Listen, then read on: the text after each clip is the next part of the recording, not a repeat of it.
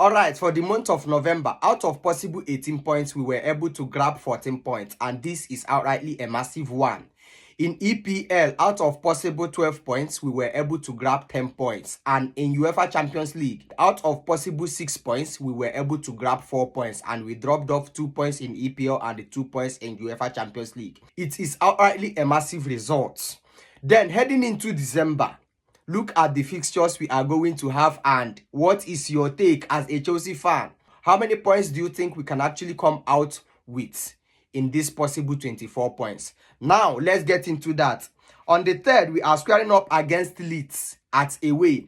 On the 6th, we are squaring up against Bournemouth at away. On the 9th, we are squaring up against Atlanta. This is a UEFA Champions League encounter. On the 13th, we are squaring up against Everton, and we are now going to be at our own home. On the 16th, we are squaring up against Cardiff at away, and this one is a League Cup. And on the 20th of December, we are squaring up against Newcastle, and it is on away. Then, 27th, we are squaring up against Arsenal at our own home soil. Then, on the 30th of December, we are going to square up again against Bournemouth. That is second half of the season proper.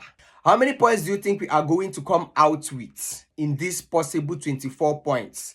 To me, against Leeds, it is going to be a strong match, but we are going to come out on top. We are going to wrap the whole 3 points against Leeds at away.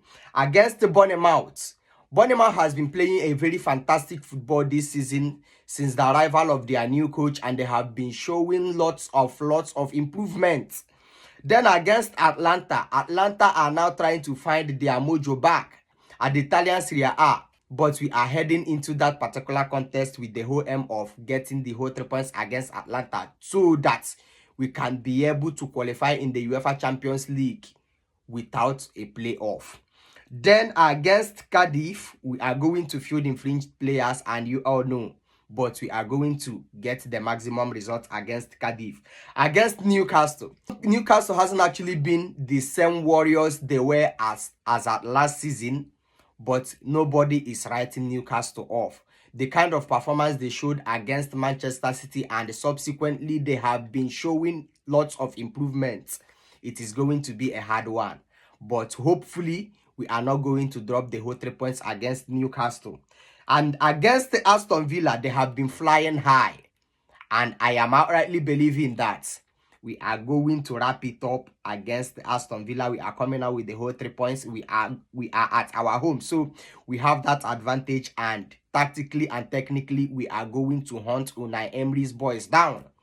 Then against Bournemouth, the second half of the season proper, we are not going to start the second half of the season with a draw or a loss. We are going to square up against Bournemouth. They are good and they have shown signs of improvement, but that is not enough reason for us to drop points against them, because the Chelsea that played against Arsenal is a different breed of Chelsea, and subsequently they are going to square up. They are going to mount encounters with high tempo and high aggression, because we are fighting and looking towards clinching EPL trophy this season.